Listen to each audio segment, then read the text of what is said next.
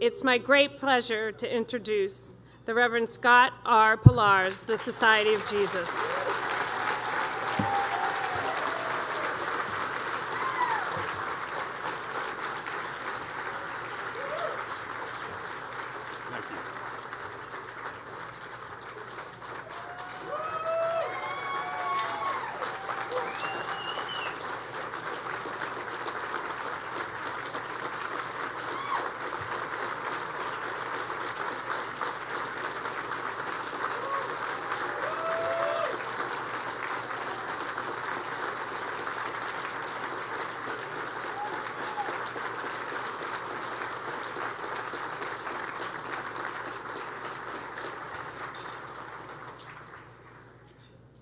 Okay, you really have to stop doing that. I keep walking around with a lump in my throat, and I'm going to lose it at one of these occasions. And I hope tonight's not the night, because this is such an incredible night for the university to celebrate this outstanding Catholic and Jesuit university and our two great friends, Linda McGowan and Joe Sorbert.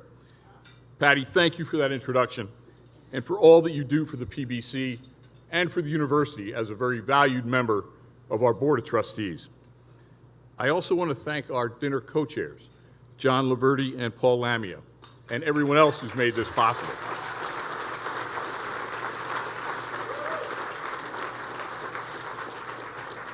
And as Patty mentioned, we have 11 former award winners with us tonight, and I want to recognize them and give them a round of applause.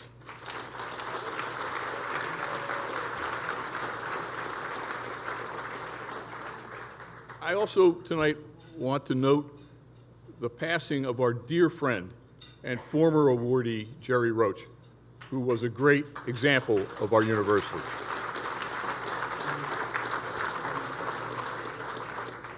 As you well know, tonight is mostly about a celebration of our presidential scholars in many ways.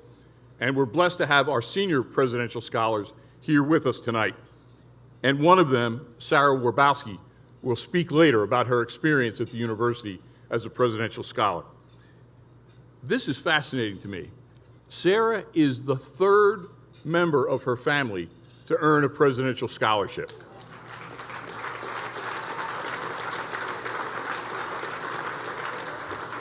And her brother, Brad, was the speaker at this dinner in 2012. We are also especially happy to welcome her parents, Judy and Dave, who are both university graduates. Congratulations to you, and thank you for sending your students to Scranton. So recently I had lunch with the freshman presidential scholars, a dozen of them. And it was a great opportunity for me to ask them questions and get to know them, where they're from, the range of their academic disciplines and interests. As you can well imagine, they're a very impressive group of young women and men, and we are thrilled to have them at the university. As our lunch was ending, one of them said, "All right, Father, you've asked us a lot of questions. Can I ask you a question?" "Sure." He said, "Can you tell me what a university president does all day?" After a pause, I was reminded of a quote from Father Ted Hesburgh, the longtime president of Notre Dame. He remarked this about the perilous nature of a university presidency.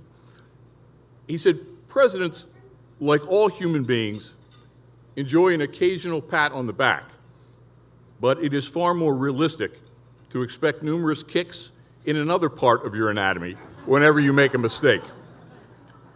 St. Ignatius, however, would tell us in such situations to extend the plus sign, to assume the best.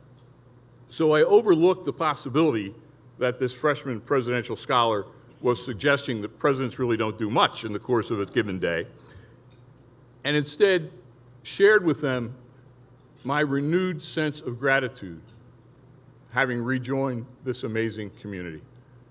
It is, as I told them, the greatest blessing in my life to be back here with all of you.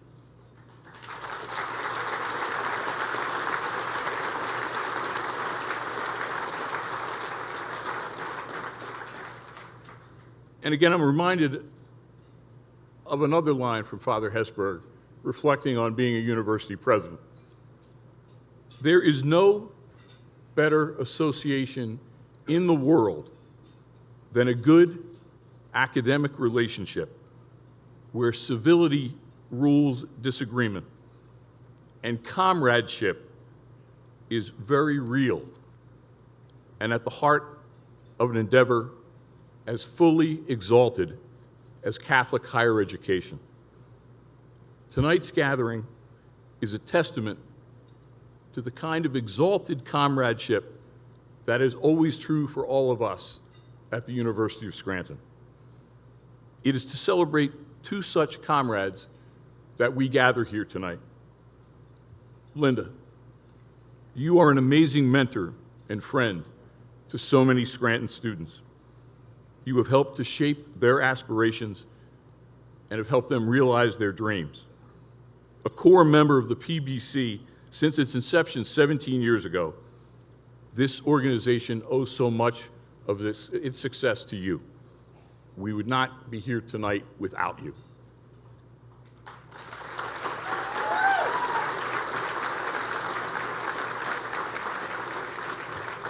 Joe, you are the quintessential Scranton parent, and were an exemplary member of our Board of Trustees. The university and I very personally benefited from your wisdom and the depth of your commitment to Catholic and Jesuit education. You also truly understand what makes Scranton so special. And for this reason, your words continue to inspire every day students in the DeNaples Center when they read on the wall of the third floor your description of the university. Joe said to me, Scranton is the kind of place where if anybody trips, everybody stops to help them up again. When I think of how fortunate we are to have Linda and Joe as members of the Scranton family and the kind of genuine and generous people that they are, I'm reminded of a few lines from a favorite poem by Marge Piercy entitled, "To Be of Use." The people I love best jump into work head first, without dallying in the shallows, and they swim off with sure strokes almost out of sight. They seem to become natives of that element. I love people who harness themselves to the task, who pull with massive patience to move things forward, to do what has to be done again and again. Linda and Joe, you have moved things forward for Scranton again and again. And tonight, we celebrate how you embody the university's highest ideals and aspirations. On behalf of the entire university community, congratulations and thank you. God bless you. God bless Catholic and Jesuit education, and God bless the University of Scranton.